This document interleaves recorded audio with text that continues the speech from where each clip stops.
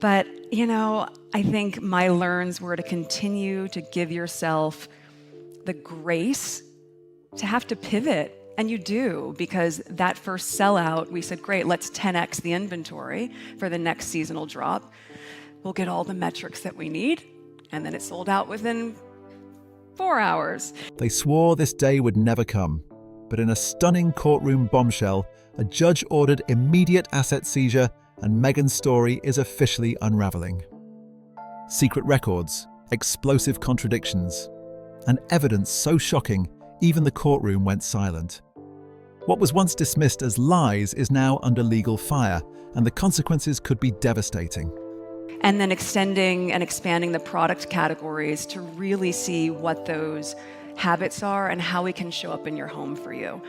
So yes, jam was the origin story, but if I begin with that within your kitchen, and that's the offering, how do we continue to grow into your lives with As Ever? This isn't gossip. This is the moment everything collapses.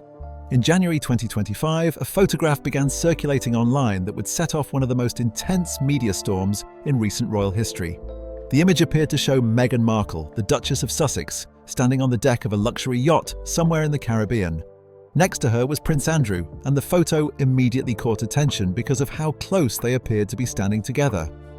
Within hours, the image had spread across social media platforms, with the hashtag #MeghanYachtGirl trending worldwide. The timing couldn't have been worse for Mort, Meghan, who had spent years carefully managing her public image. The photo seemed to confirm long-standing rumours about her past, rumours that had circulated in certain corners of the internet for years but had never gained mainstream traction.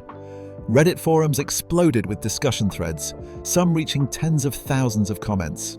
Twitter users debated whether the image was real or fake, with opinions split sharply down the middle. Meghan's response was swift and decisive. Her legal team, reportedly among the most expensive and aggressive in Hollywood, immediately began sending cease and desist letters to news outlets and social media users who shared the image.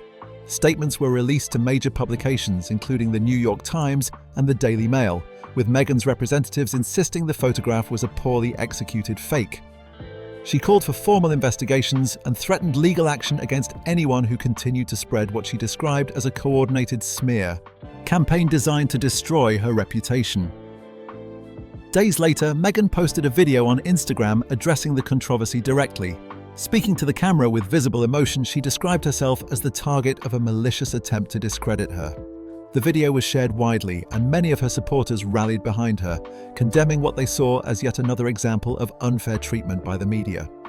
Then came what appeared to be vindication.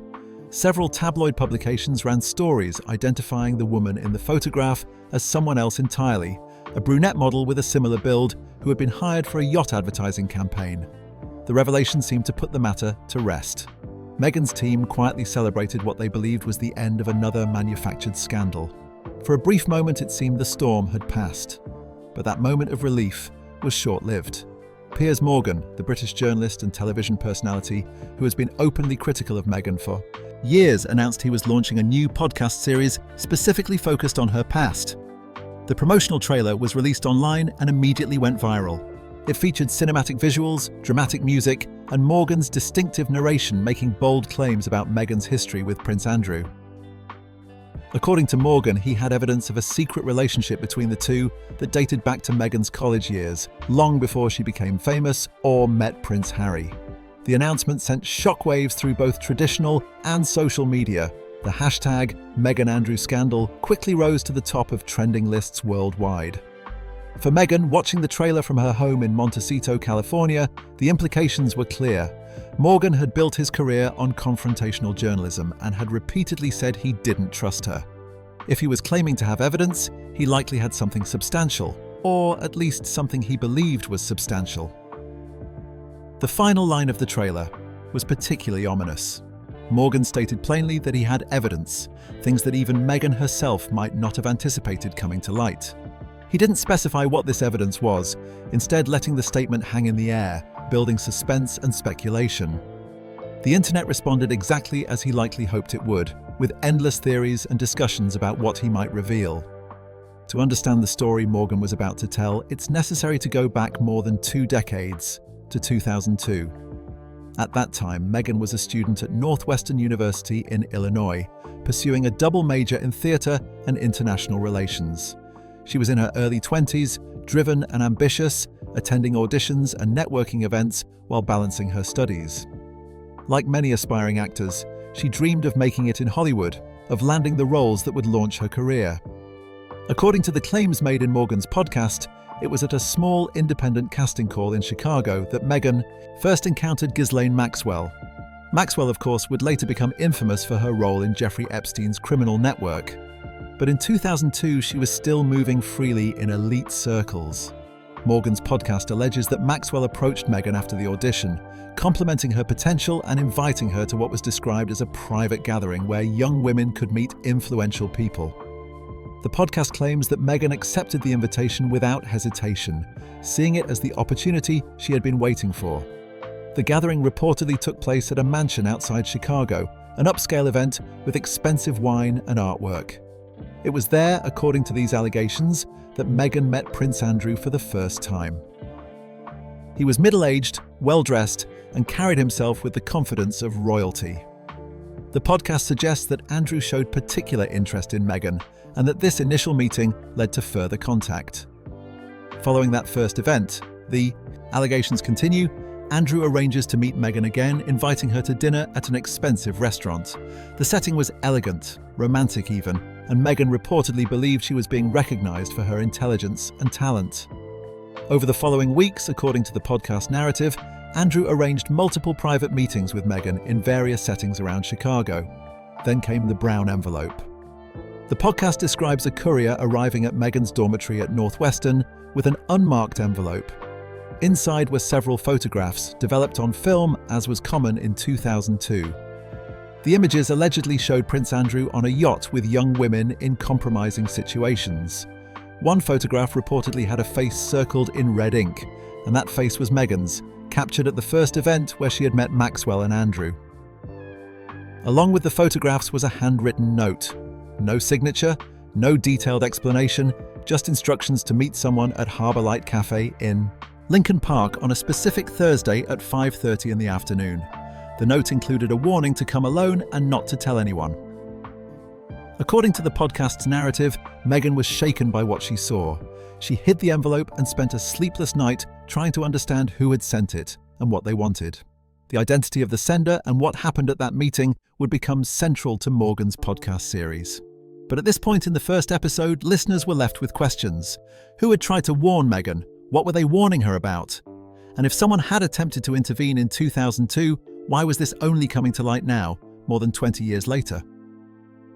Morgan's podcast presented these events as fact, though it's important to note that they represent allegations and claims made within the context of the show.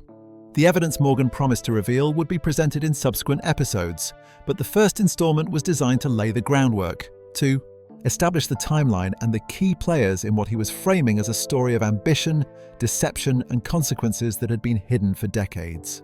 When the first episode of Piers Morgan's podcast went live, the response was immediate and intense. Social media platforms lit up with discussion, debate, and speculation. But Meghan Markle wasn't about to let the allegations go unanswered. Within 24 hours of the episode's release, reports began emerging that she had been admitted to a private hospital in Los Angeles. Photographs appeared showing her in a hospital bed, looking pale and exhausted, clutching tissues. The images were quickly picked up by sympathetic media outlets. An official statement was released through her representatives explaining that the Duchess was experiencing a severe mental health crisis brought on by what they described as reckless and unfounded accusations. The statement emphasized that her condition was serious enough to require complete rest and medical supervision. Publications like People magazine and Vanity Fair ran stories with headlines expressing concern for her well-being, framing the situation as another example of the intense pressure and scrutiny she had faced since entering public life. On social media, many of Meghan's supporters turned their anger toward Piers Morgan, accusing him of bullying and harassment. The narrative began to shift, at least among her base of loyal fans, from the content of the allegations to the question of whether it was ethical to make such claims in the first place, particularly given the apparent impact on her mental health. But Morgan, a veteran of decades of tabloid journalism and media battles, was not deterred. In his next podcast episode, he addressed the hospitalization directly. Speaking with a tone that mixed skepticism and barely concealed contempt, he suggested that the timing was too convenient, the imagery too perfectly crafted. He claimed he had seen these tactics before, describing them as a classic distraction technique designed to shift public sympathy and redirect the conversation away from the actual allegations being made. Then came the announcement that changed everything. Morgan revealed that he had a witness, someone who had personally been involved in the events of 2002 and could provide first-hand testimony about the relationship between Meghan and Prince Andrew. That witness was Virginia Joffrey, one of the most prominent survivors of Jeffrey Epstein's criminal network and the woman who had publicly accused Prince Andrew of sexual abuse. Virginia appeared on the podcast via video call. Her appearance was somber, and she spoke with the weight of someone sharing a story that had haunted her for years. She began by providing context about her own experience, explaining how she had been recruited into Epstein's network at the age of 17. She described being at Mar-a-Lago in 2000, where she caught the attention of Ghislaine Maxwell, who promised her opportunities and a better life. Instead, she found herself trapped in a system of exploitation that she would later spend years trying to escape and expose. By 2002, Virginia explained, she had already been subjected to terrible experiences. She had been flown to various locations, introduced to powerful men, and treated as if she existed solely for their entertainment. She described knowing the inner workings of this network intimately, understanding how young women were targeted, groomed, and exploited. It was this knowledge, she said, that made her feel compelled to act when she heard Prince Andrew talking about Meghan Markle. According to Virginia's account on the podcast, she overheard a conversation at a party in New York City in late September 2002. The gathering was at a Fifth Avenue penthouse, one of the properties Epstein regularly used to host wealthy and influential men. Virginia was working at the party, serving drinks and following strict instructions to remain unobtrusive but available. The atmosphere was thick with cigar smoke and the laughter of men who clearly felt untouchable. Behind a partially closed door, Virginia claimed she heard Prince Andrew speaking with another man, someone connected to the entertainment industry. The conversation, as she recounted it, was disturbing. Andrew allegedly spoke about a new girl he had met, an actress who was studying at Northwestern University. According to Virginia's testimony, he described this woman as fresh, ambitious, and desperate for fame, someone who would be easy to manipulate with promises of Hollywood connections. The name he mentioned was Meghan Markle. Virginia said the moment stuck with her because she had actually heard that name before, earlier that same day. A casting assistant had mentioned someone named Meghan Markle, who had been particularly eager at a Chicago audition. Later, Virginia claimed she had seen Meghan's photograph among files that Ghislaine Maxwell had left, visible. The pieces connected in her mind, forming a pattern she recognized all too well because she had lived through it herself. The realization horrified her. She understood exactly what that pattern meant and where it led. Virginia knew from personal experience what it was like to be drawn into this world with promises of opportunities and connections, only to find yourself trapped in situations far darker than anything you could have imagined. She felt she couldn't stay silent, not when she might be able to prevent someone else from going through what she had endured. Virginia described gathering copies of photographs that showed Prince Andrew in compromising situations on yachts with young women. She put these photos in an envelope along with a handwritten note asking Meghan to meet her at Harbor Light Cafe, a modest coffee shop in the Lincoln Park neighborhood of Chicago. She chose a public place, somewhere that felt safe, and she went alone, carrying only the hope that Meghan would listen and understand the danger she was walking into. The meeting took place on a Thursday afternoon in October 2002. Virginia arrived early and waited, watching the door, unsure if Meghan would even show up. When she did arrive, Meghan was dressed elegantly, appropriate for the autumn weather, but with an air of someone who was already beginning to move in different circles. According to Virginia, Meghan's demeanor was guarded from the start, as if she was evaluating the situation before committing to anything. Virginia began explaining everything she had overheard. She described Andrew's conversation, the way he had referred to Meghan, the clear indication that she was being targeted and manipulated. She tried to convey the reality of what being drawn into Andrew's world would actually mean. The exploitation, the lack of escape, the lasting damage. She shared her own experiences, not in full detail, but enough to make clear that she was speaking from a place of genuine knowledge and concern. Throughout Virginia's account, she said that Meghan listened without interrupting, but her body language suggested she wasn't receptive to the message. Her fingers tapped on the table, her eyes remained somewhat distant, as if she was hearing the words but not truly absorbing their meaning. When Virginia finished speaking, the response she received was not what she had hoped for. According to Virginia's testimony, Meghan's reply was cold and dismissive. She suggested that Virginia had misunderstood the situation entirely. She defended Prince Andrew, describing him as kind and attentive, someone who had shown genuine interest in her career and had promised to introduce her to important people in the entertainment industry. She framed these connections as opportunities that she had worked hard to create and wasn't going to throw away based on what she characterized as gossip and speculation. Then, Virginia claimed, Meghan turned the situation around, questioning Virginia's motives. She asked if Virginia was obsessed with Andrew, if she was jealous that someone else was getting his attention, if she was trying to sabotage opportunities that she herself couldn't access. The words were sharp and calculated, designed to put Virginia on the defensive rather than engage with the substance of the warning. Virginia described how Meghan stood up, adjusted her coat, and prepared to leave. Before walking out, she reportedly told Virginia to keep her stories to herself and to stop trying to interfere with her future. Virginia watched her walk out of the cafe and disappear into the Chicago streets, feeling a deep sense of failure and foreboding. She had tried to save someone from the nightmare she knew too well, and she had been rejected completely. In the podcast, Virginia reflected on that moment with obvious pain in her voice. She explained that in 2002, Epstein and Maxwell were still operating freely, still flying private jets to private islands, still bringing young women into their network with impunity. There was no public awareness yet of what was happening, no movement to expose them, no support system for victims. Virginia herself was still trapped, still trying to figure out how to escape. The failed attempt to warn Meghan became, in Virginia's words, one of the greatest regrets of her life. She carried it with her through everything that came after, through her eventual escape from Epstein's network, through her years of legal battles to hold her abusers accountable, through her advocacy work for other survivors. The memory of that young woman walking away, choosing ambition over safety, haunted her. The podcast episode concluded with Virginia making a statement that would be quoted and debated endlessly in the days that followed. She described Meghan Markle as having one of the most calculating minds she had ever encountered.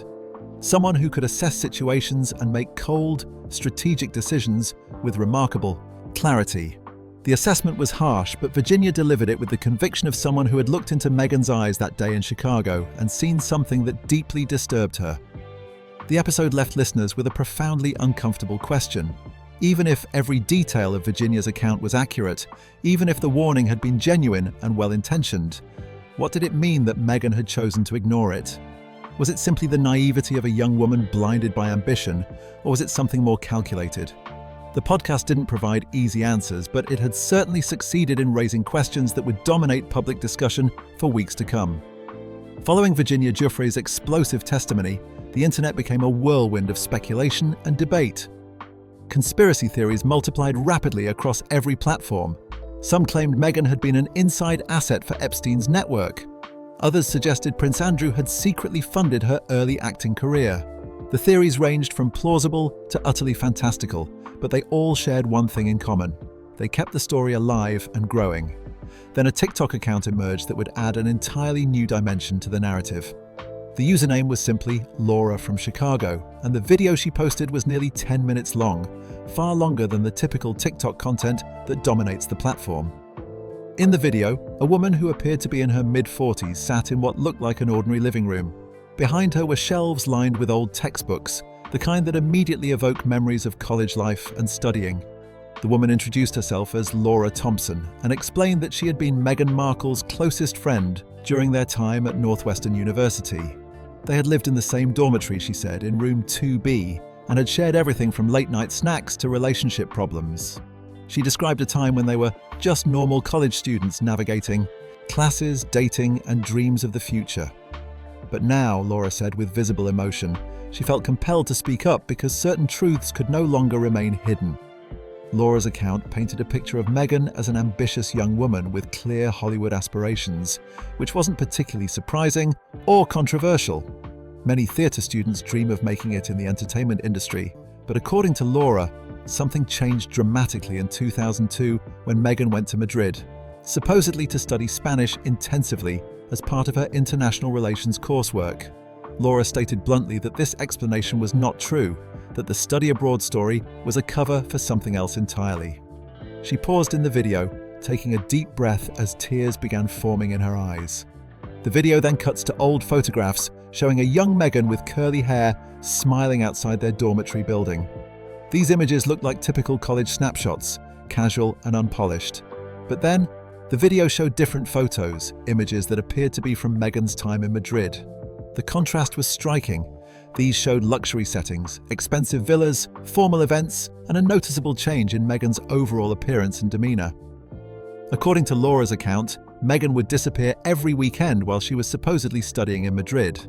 When asked about these absences, Meghan claimed she was attending study groups or doing intensive coursework, but her social media posts, which were being dug up and shared online as Laura spoke, told a very different story. The photos showed oceanfront properties, elegant dinner settings, expensive wine, and designer clothes. Laura emphasized that they had been broke college students, sharing instant ramen at the end of the month when money ran low. So where, she asked, was all this luxury coming from? Laura described how she and other friends used to joke that Meghan must have a fairy godmother, some mysterious benefactor who was funding this glamorous lifestyle. At the time, it seemed funny, just college friends teasing each other about an unexplained windfall. But looking back now, Laura said, she understood what had really been happening. Those weekends when Meghan disappeared were allegedly when Prince Andrew's associates would fly her to private events across Europe. She described yacht parties in the Mediterranean, rare French wines, designer dresses straight from Paris fashion houses. Laura claimed that almost overnight, Meghan had transformed from a typical struggling student into someone who seemed to belong in high society, someone comfortable in rooms full of cameras and wealth. Laura said she still had old messages from that time, messages where Meghan would write things like, "I'm somewhere incredible, meeting super important people," without ever providing specifics about who these people were or how she had gained access to these circles. The video had already garnered millions of views, but Laura wasn't finished. She went on to describe the moment their friendship ended, an incident that had occurred in late 2002. They were at a small pizza restaurant near campus in Evanston, and Laura, who had been growing increasingly worried about vague rumours concerning European parties and much older men, finally confronted her friend directly. She asked Meghan if she was really comfortable with the kind of events she was attending, if she was certain about involving herself with these powerful men who were so much older than her. According to Laura's recollection, Meghan looked at her with what she described as a cold smirk, the expression of someone speaking to a person they considered hopelessly naive. Meghan allegedly told her that she didn't understand how the real world actually worked. In Madrid, Meghan claimed she had met people that Laura only saw on television, genuine royalty, business tycoons, and entertainment superstars. That kind of access, Meghan reportedly said, was how you actually moved up in the world. Then came what Laura described as the final blow to their friendship. Meghan allegedly told her that she was too small town, too limited in her thinking, and should stop trying to give advice about things she couldn't possibly understand. That very night, Laura said, she found herself blocked on every platform. And it wasn't just her. According to Laura, every single friend from their Northwestern days was systematically removed from Meghan's life, deleted from social media, ignored at any gatherings or reunions.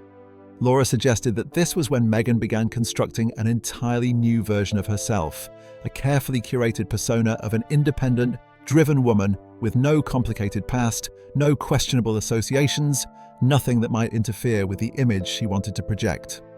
Laura ended her video with tears streaming down her face, saying that she had once genuinely loved Meghan as a friend, but that the truth needed to be told. She acknowledged that Meghan had made her own choices and now had to face whatever consequences came with those decisions. The video went massively viral. Within hours, internet users were digging up every old photo they could find from Meghan's time in Madrid. Images surfaced showing her at lavish properties in Marbella and Ibiza, with captions about amazing nights with special friends. Bartenders in Madrid came forward claiming they remembered seeing her arrive at exclusive venues as VIP guests, always accompanied by older, clearly wealthy men.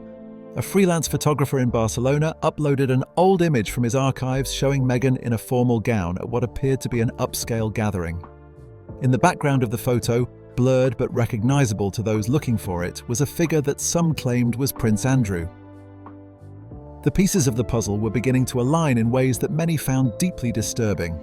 Online forums and group chats echoed similar conclusions over. The narrative formed was that Meghan had never been an innocent victim caught up in circumstances beyond her control, but rather someone who had made calculated choices, someone with remarkable acting skills who knew exactly what she was doing. From her home in Montecito, Meghan could feel the foundations of her carefully constructed reputation beginning to crack and crumble, but the worst was still to come. Just as the internet seemed to have reached peak intensity with trending hashtags dominating every platform and Laura's TikTok video being dissected frame by frame, another explosion occurred. This time the information came from inside Meghan's own inner circle. A former assistant, someone who had remained silent for years and had been present through some of the most significant moments of Meghan's public life, finally broke that silence. Her name was Samantha Reed, a woman in her mid-30s who had once been one of Meghan's most trusted staff members. In the middle of the night, an entire folder of internal documents appeared on an anonymous Reddit board. By morning, the files had spread everywhere, shared across Twitter, TikTok, Instagram, Facebook groups, and Discord channels. The information was impossible to ignore. Samantha posted a video alongside the documents. It was unpolished and raw, filmed on a phone balanced on a stack of books in what appeared to be a modest Los Angeles apartment. There was no professional lighting or makeup, just an exhausted woman who had clearly decided that remaining silent was no longer an option.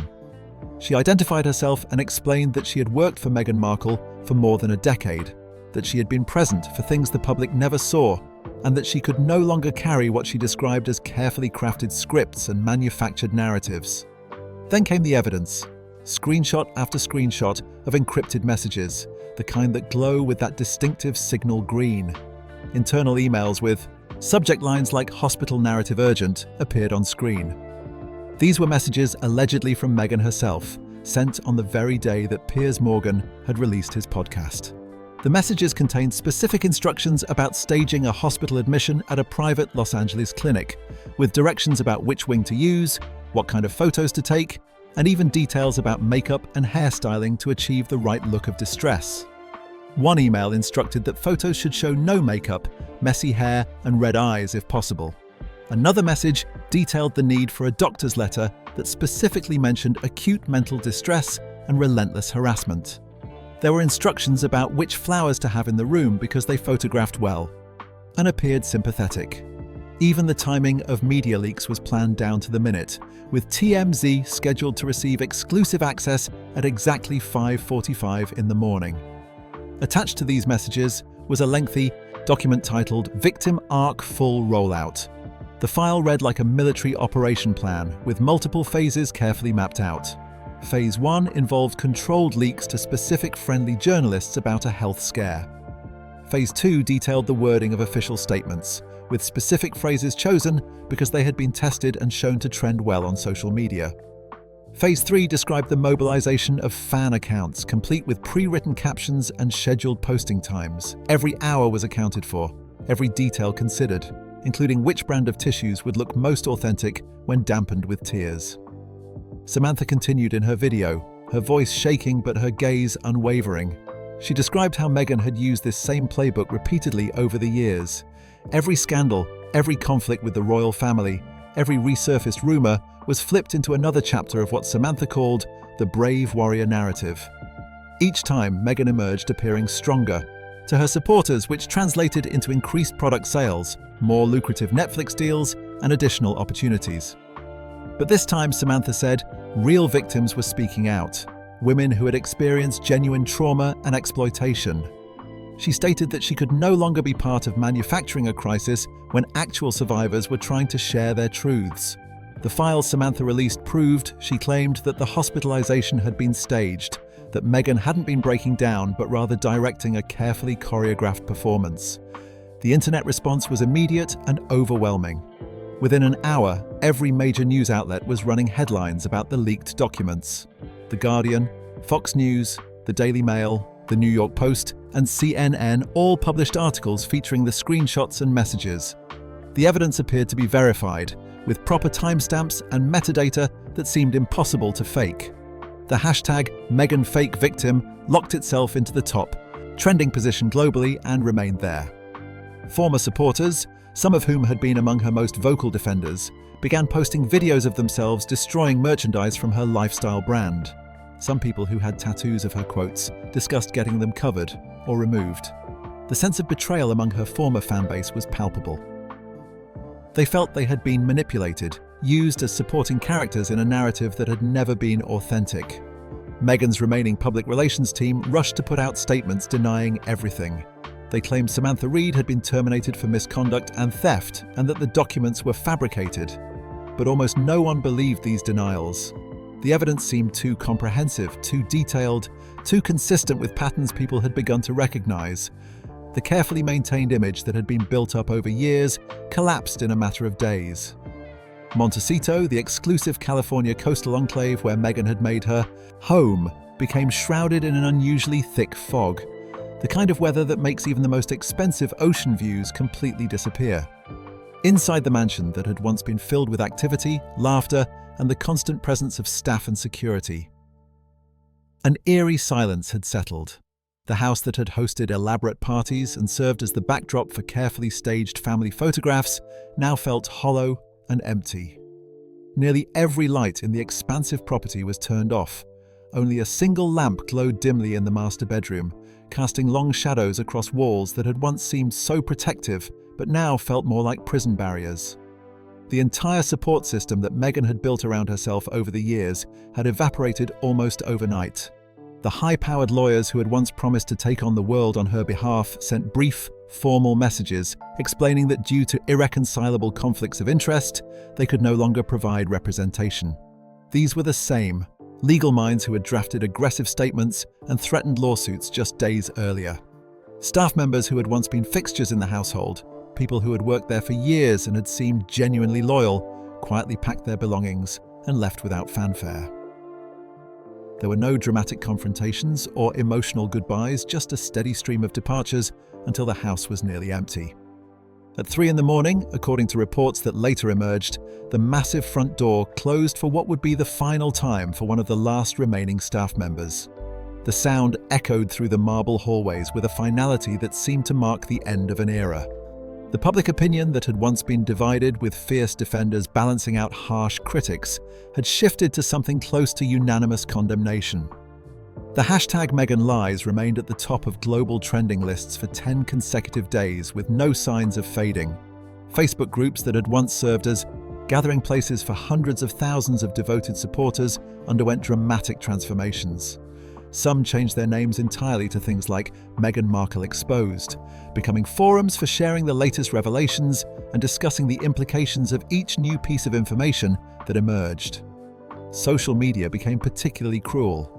Images of Meghan were edited and altered to portray her as various villainous figures from mythology and popular culture. The creativity was often as disturbing as it was relentless.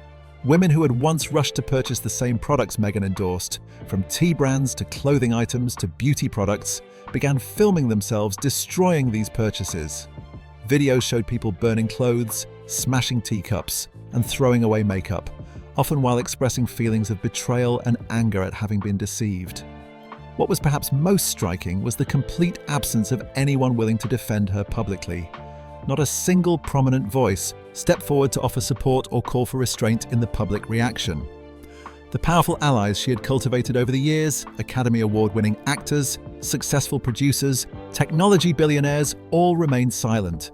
These were people who had once competed for her attention, who had invited her to exclusive events and sought her presence at their gatherings. Now there was nothing, no public statements of support, no private messages of encouragement, just an echoing silence that spoke volumes about how thoroughly she had been abandoned. Her phone continued to function, but the notifications it delivered were uniformly negative. Flight reservations were cancelled. Brand partnerships worth millions of dollars were terminated with immediate effect.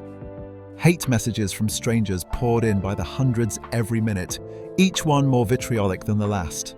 The messages ranged from simple expressions of satisfaction at her downfall to elaborate wishes for her continued suffering.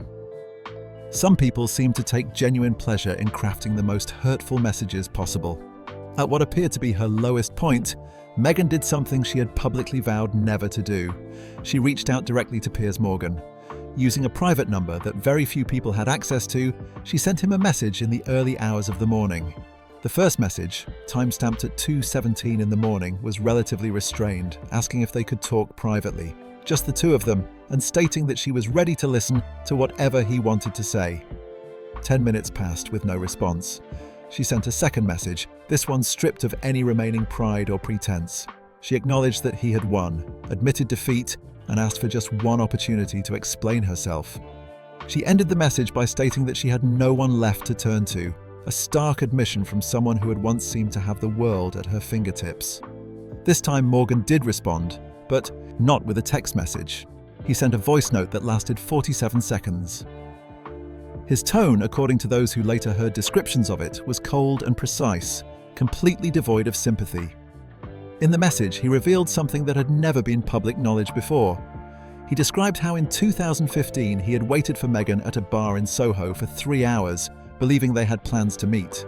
She had apparently left him sitting there alone and had rushed off to meet Prince Harry for what would become their first date, arranged through a mutual friend or a dating app, depending on which version of the story one believed. Morgan explained in the voice note that at the time he had laughed it off, had told himself that she deserved a chance with a prince more than an evening with a journalist. But then, he claimed, she had taken that moment and weaponized it. In subsequent interviews, in her conversations with Oprah Winfrey, and in other public forums, she had allegedly portrayed him as a bully, a villain, someone who had harassed her without cause.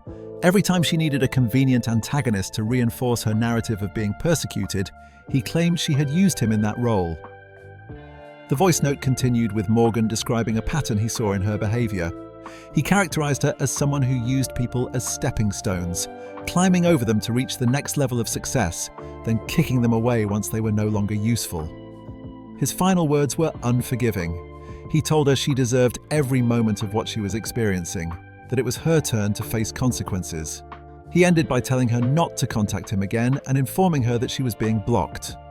When the message ended with its final beep, Meghan reportedly slid down the wall until she was sitting on the floor, the phone falling from her hand onto an expensive Persian rug. There were no tears left to cry. She had exhausted that particular response days earlier. Instead, she sat curled up on the cold marble floor, listening to the wind howl outside and the ocean crash against the cliffs below the property, sounds that now seemed almost mocking in their indifference to her situation. Various faces apparently flooded through her mind in those dark hours. Virginia Giuffre's desperate, pleading expression across a cafe table more than 20 years ago, trying to warn a young woman who wouldn't listen. Laura Thompson's tear-streaked face in that TikTok video, finally telling truths she had kept private for decades. Samantha Reed's exhausted but resolute look as she made the decision to release documents that would destroy the carefully maintained illusion. And finally, Piers Morgan, the man she had once dismissed and left waiting in a bar, now delivering what felt like a final judgment. The mansion had never felt so empty. Rumours were already circulating that Prince Harry had quietly taken their children back to England days earlier. There had been no public announcement, no photographs, no statements, just an absence that spoke for itself. The hallways that had once echoed with the sounds of family life were now silent. No footsteps, no voices, no evidence that anyone else had ever lived there. Meghan was alone with nothing but the consequences of choices made years ago finally catching up to her. Eventually, she made her way out onto the balcony that overlooked the Pacific Ocean.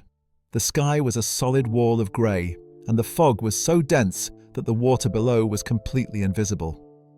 She extended one hand out into the mist, fingers grasping at nothing, as if trying to reclaim something that had already vanished beyond recovery. The reputation, the admiration, the carefully constructed image that she had believed was unshakable, all of it was gone. The cold, salty wind hit her face as she stood there for what must have been hours. Her voice, when she finally spoke, was barely above a whisper, hoarse and broken from days of stress. She apparently asked herself how many times she had rebuilt her life from nothing, how many times she had risen from difficulties stronger than before. And the question that seemed to haunt her most was why this time was different, why there seemed to be nothing left to rebuild from. She remained on that balcony until the fog had swallowed her silhouette completely, becoming just another shadow in the grey California morning. Somewhere across America, people were closing their laptops and turning off their televisions, many of them feeling a sense of satisfaction at seeing what they perceived as justice finally being served. The story that Piers Morgan had set in motion had reached its conclusion, leaving behind only questions about truth, ambition, and the price of choices made long ago in the pursuit of fame and success.